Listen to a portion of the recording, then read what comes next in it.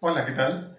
En este momento vamos a hablar de la temperatura, que es una magnitud muy importante en las reacciones químicas, ya sean positivas, como por ejemplo las reacciones químicas de curación, de formación de estructuras tridimensionales, que le va a dar las características sólidas y mecánicas buenas a nuestro sistema de pintura, o las reacciones químicas que no queremos, como por ejemplo que tengan una baja resistencia química y que las estructuras de nuestro sólido sean fácilmente atacables y transformables por elementos químicos atacantes externos.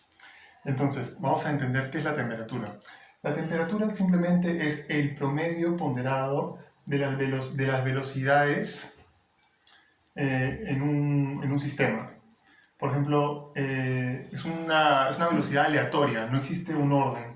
Por ejemplo, no existe una dirección común.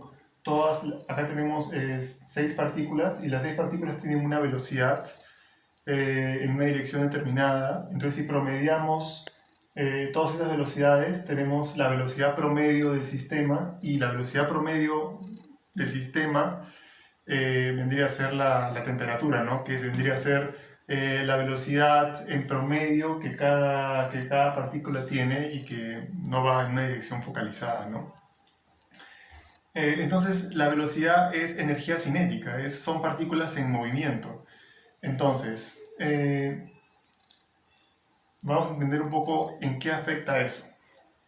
Si acá vamos a imaginar de que esta zona de aquí y de acá es una capa de pintura líquida. Hemos recién aplicado la pintura líquida. Acá, digamos, está el soporte metálico y esta es la capa de pintura, la hemos aplicado y está líquida, por eso que todavía no es una estructura sólida, sino que es una estructura líquida. Acá vemos de que las líneas negras son las moléculas de resina y las líneas verdes son los endurecedores. Entonces vemos que mantienen una cierta distancia, ¿no? Estos puntitos rojos son la distancia que mantienen, son los enlaces intermoleculares que permiten que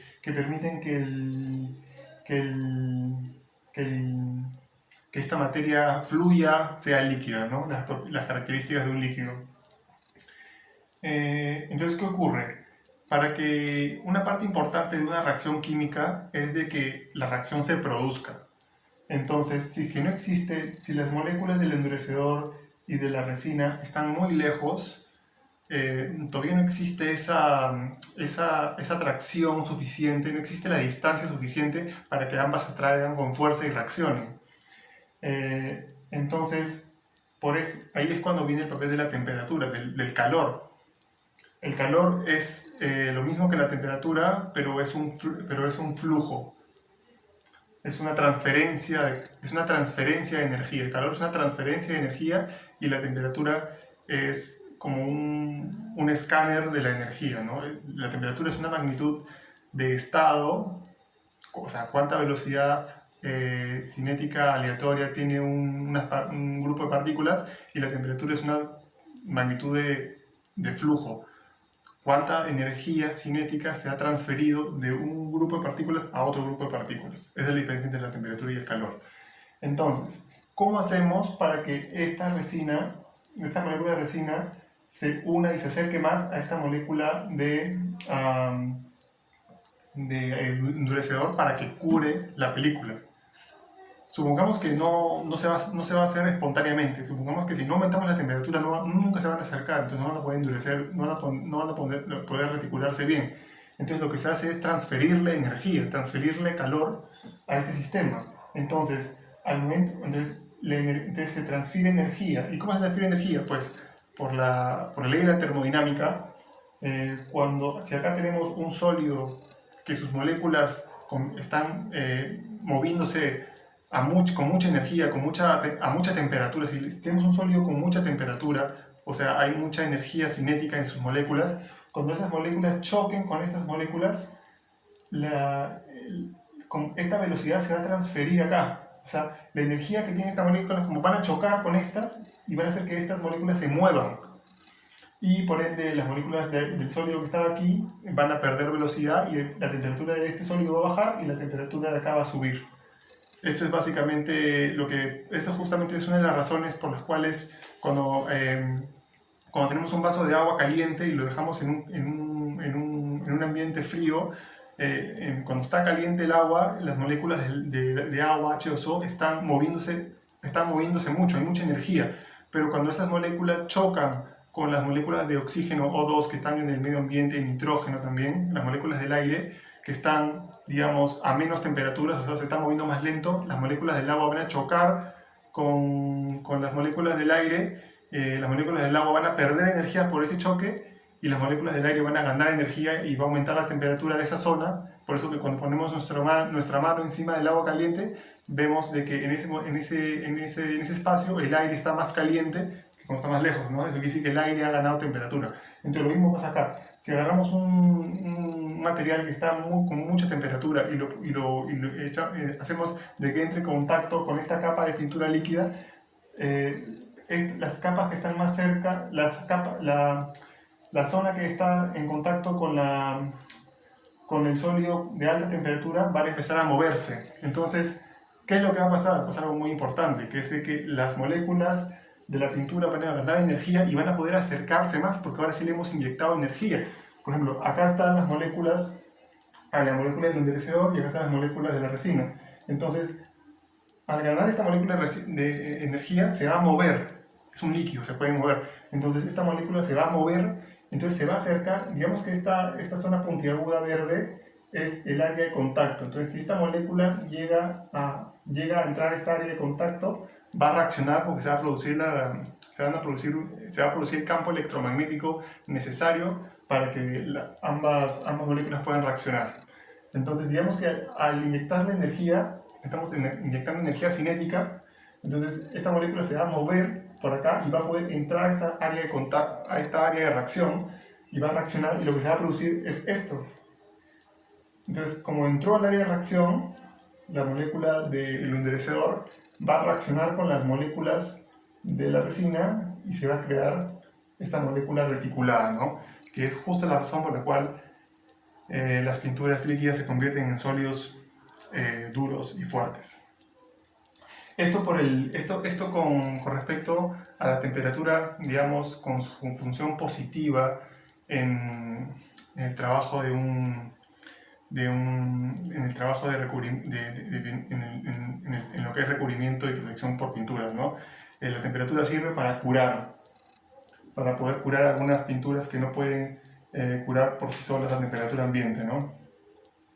Hay muchas pinturas que curan a temperatura ambiente, que no es necesario inyectarle calor, pero hay muchos compuestos químicos, muchos endurecedores y resinas que no lo hacen espontáneamente, entonces hay que inyectarle una dosis de energía por medio de calor para que recién las moléculas puedan curar, ¿no? Puedan reticularse y unirse y crear el sólido que necesitamos, el sólido rígido y resistente que necesitamos. Ahora, ¿cuál sería un problema de la temperatura? Pues que una vez que tenemos nuestro sólido ya reticulado, fuerte, pues pueden haber grupos químicos dentro del sólido que sean vulnerables químicamente. Entonces, tenemos partículas químicas en la atmósfera que van a entrar a la capa de pintura por los poros y van a estar, digamos, no van a reaccionar, pero van a estar a una distancia del grupo químico, ¿no? Entonces, si dentro de nuestra estructura sólida no existe, digamos, un impedimento estérico, que es, digamos, una forma que haga que cuando la partícula atmosférica no puede entrar a la zona vulnerable, si no tenemos eso, y digamos que si aumentamos la temperatura del sistema, digamos, nuestra estructura sólida, nuestra capa de pintura sólida, y hay partículas atmosféricas en los poros, ¿no? Que están a una distancia lejana del grupo químico, de la zona vulnerable de nuestra estructura sólida. Entonces, si le inyectamos calor, si aumentamos la temperatura del sistema, entonces la partícula atmosférica va a ganar velocidad, va a ganar energía y se va a mover.